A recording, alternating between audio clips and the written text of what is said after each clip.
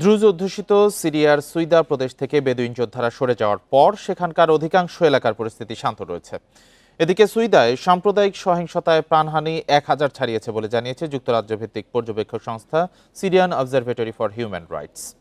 রোববার সুইদায় নতুন করে কোনো গোলাগুলির শব্দ শোনা যায়নি বলে জানিয়েছেন বাসিন্দারা। তবে সেখানে এখনও বিদ্যুৎ ও পানি সংকটে ভুগছেন তারা।